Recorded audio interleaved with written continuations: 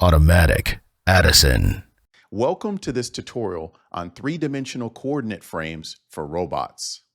Understanding 3D coordinate frames is essential for robots to determine their position and navigate the world effectively, whether it's picking up an item, avoiding obstacles, or moving around a room. Robots rely on these frames to plan their movements with precision.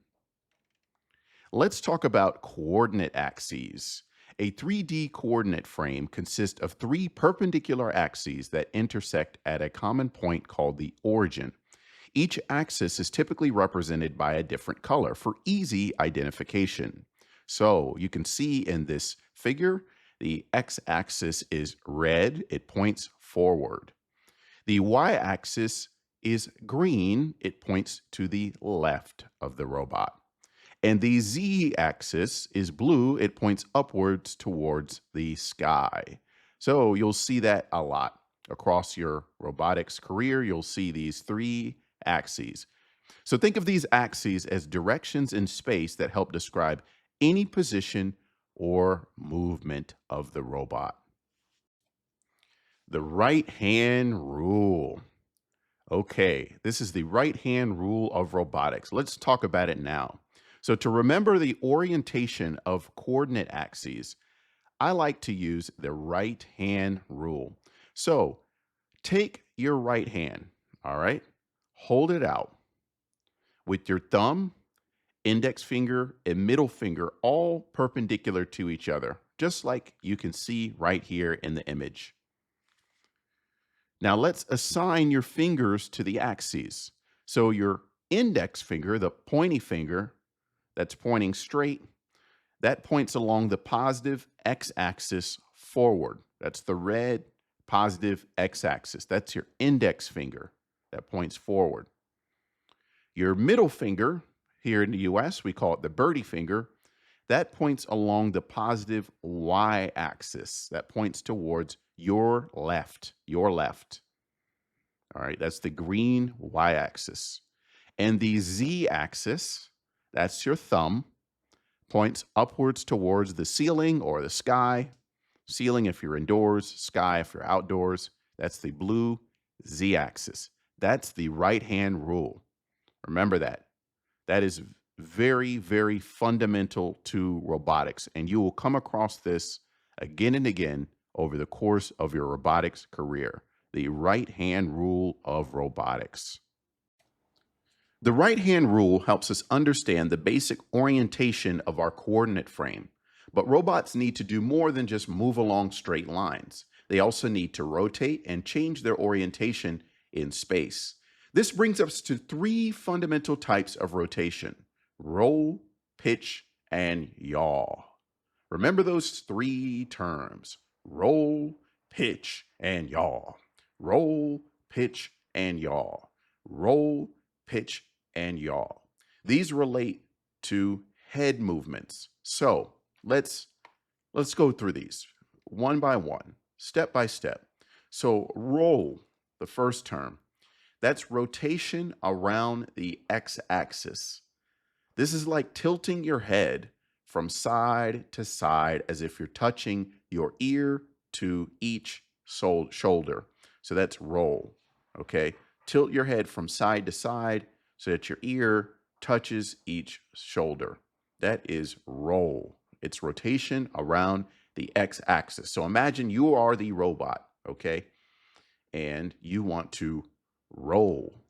So you tilt your head from side to side, back and forth, left, right, and that is roll, rotation around your x-axis. So your right ear touches your right shoulder, then your left ear touches your left shoulder.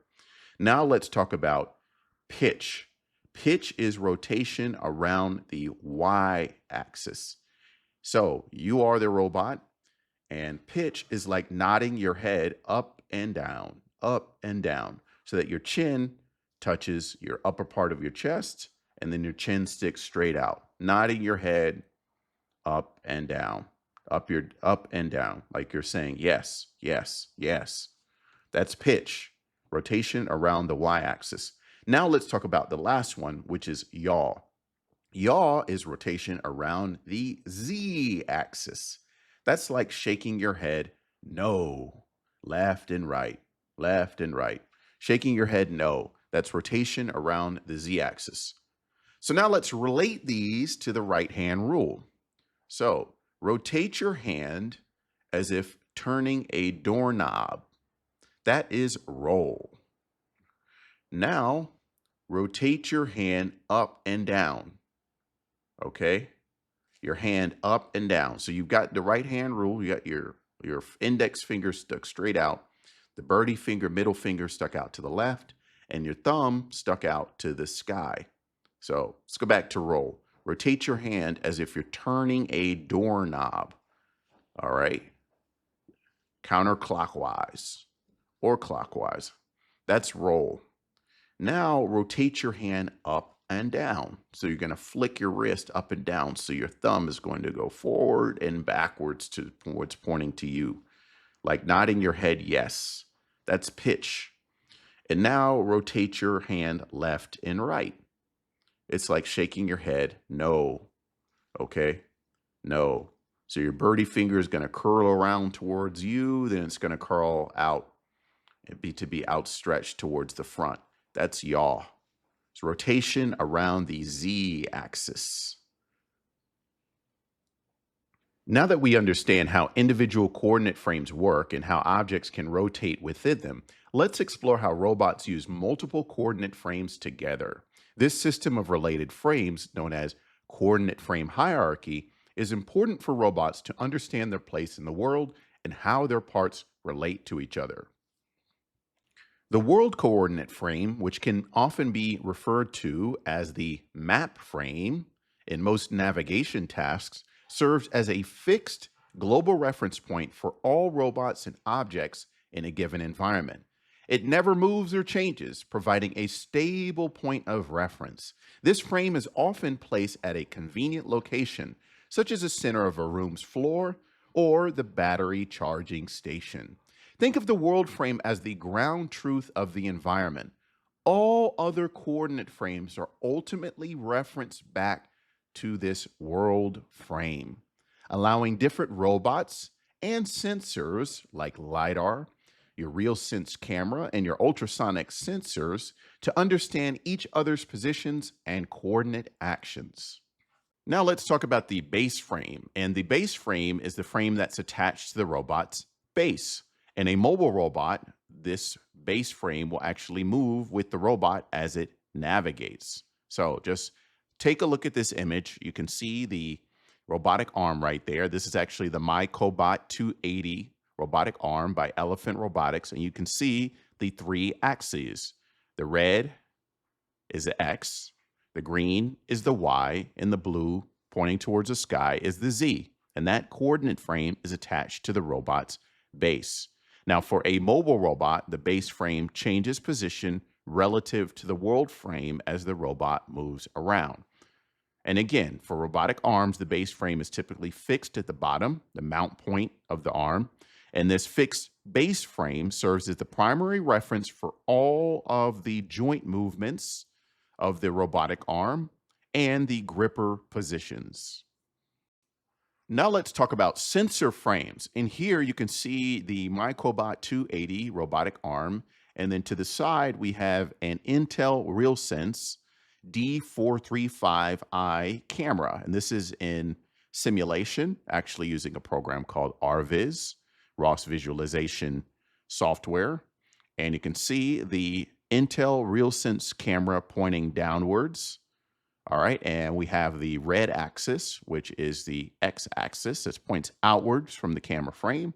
You have the green axis, which points to the left side of the camera, and then the blue, which points upwards relative to the camera, straight up relative to the camera. And all these axes are perpendicular to each other. So think of sensor frames like the eyes and ears of the robot. And we don't have to just have cameras. Here you see the Intel RealSense depth camera, but we could have a LiDAR sensor. One of the more common ones is RP LiDAR S2. You use that in a lot of robotics projects. You can look that up, RP LiDAR. It's your laser sensor.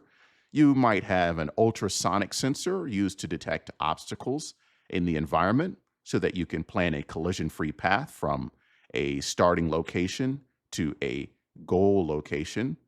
So you got many different types of sensors, even infrared sensors that you can use as well. All of these are the eyes and ears of the robot, which help the robot develop a complete understanding of the world around it. So each camera, distance sensor, or even touch sensor has its own coordinate frame, its own coordinate frame, its own red, green, and blue axes, its own X, Y, and Z axes. So these coordinate frames tell the robot what that sensor can see or feel from its specific location on the robot. So for robots with arms or moving parts, they have joints, just like you have an elbow, you have a shoulder, you have a wrist, all right? Robotic arms have these too. These are joints. These are the movable parts of the robot. These is where the motors will be located. And so each joint has its own coordinate frame, its own X, Y, and Z axis, its own red, green, and blue axes. And these frames help the robot know how each joint is bent or twisted. And you can see the MyCobot 280 robotic arm right there by Elephant Robotics. You can see all of the different coordinate frames. You've got a coordinate frame for the base. We've got a coordinate frame for the robotic arm's wrist, located up there where the gripper is. You've got the elbow, you've got the shoulder. All of these different coordinate frames are there. And these are the joint coordinate frames. And each coordinate frame has an origin, and the origin is a location where each axis meets, where the X, Y, and Z axes meets. Remember, the axes are all perpendicular to each other, 90 degrees from each other. Now let's talk about the End-Effector frame. The End-Effector frame, and this is a robotic arm created by the company Kinova, Kinova. You can see it's a pretty cool looking robotic arm right there. And you can see the coordinate frame on the end effector. The end effector. The end effector is at the end where the gripper is.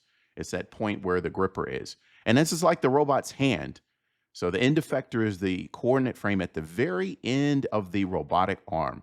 End effector, end effector, end effector, end effector. It's at the very end. Okay, it's like the robot's hand at the very end of the robotic arm. And that's where the tools or the gripper are attached to the robotic arm. So when a robot needs to pick something up or use a tool, it uses this coordinate frame to know exactly where its hand is. So imagine you're trying to create an application and you have a robotic arm for a pick and place task. All right. And let's say you work for a warehouse and that robotic arm is at the end of a conveyor belt and it needs to pick an item off the conveyor belt and place it into a box. You better know where the coordinate frame is for the end effector because you'll need to translate the coordinates of the object on the conveyor belt, which is seen by the camera in the camera coordinate frame. All right. So the object's location in the camera coordinate frame will need to be translated to the end effector frame. So the robot will be able to plan a collision-free path to guide the arm with all its joints and send the joints to the appropriate location so that the end effector frame can be at the exact location of the object. So it can pick that object up and then place it into the box. So the end effector frame is very, very important to be able to do useful work with the robotic arm. Let's look at a common ROS2 type example. So for many mobile robot applications, I'd say for most, where you're dealing with navigation, you're trying to navigate the robot autonomously in an environment, you'll have these coordinate frames that you see right here on this image. You have your map coordinate frame. All right, this is the origin of the map, 0, 0 location on your map. This is the world coordinate frame to which everything is referenced. You have a red axis right there, which is the x-axis, the blue pointing towards the sky, the z, and then the green y-axis pointing into the page. Now, the odom axis stands for odometry, and the odometry frame is typically where the robot starts its motion, just like an odometer in a car, okay? And if you know an odometer in a car, it keeps track of the distance you've traveled from the car factory, for example. It keeps a running tally of the number of kilometers the car has traveled, or miles if you're here in the United States. So that's meters in the case of a mobile robot. That's the odometry frame. That's the frame where the robot actually starts. And it may or may not be the same as the map frame. And in fact, it often starts right there at the map origin, but it drifts through time. We'll talk about that later because the odometry frame is actually based on sensor data from wheel encoders and other sensors like inertial measurement units. But we'll cover that in a later tutorial. You then have the base footprint frame. So the base footprint frame is the frame that's directly underneath the center, the base link of the robot, the robot base. It's the projection of the robot base onto the ground. And you have that coordinate frame. Again, 3 axes right there. Then you have the base link, all right, which is often the geometric center of the robot. There's a coordinate frame there. That's the base link on a mobile robot. And then you've got all your sensors have their coordinate frames around that. And in this example, we're looking at the laser link coordinate frame, which is probably the LiDAR, which is used to detect obstacles. But we can have many other sensors. We can have a camera frame, inertial measurement unit. We can have ultrasonic sensors. We can have infrared sensors. And then ignore the base stabilized frame right there. We don't need to talk about that right now. It's not important. Coordinate frames form the foundation of a robot's spatial understanding. By maintaining clear relationships between different frames, such as the world, the map frame, robot base frames, sensor frames, and manipulator frames, robots can effectively plan and execute complex tasks. By understanding 3D coordinate frames, you'll be better equipped to program and control robots, whether you're working on simple projects or advanced robot systems. That's it for this tutorial. Thanks for watching. Keep building.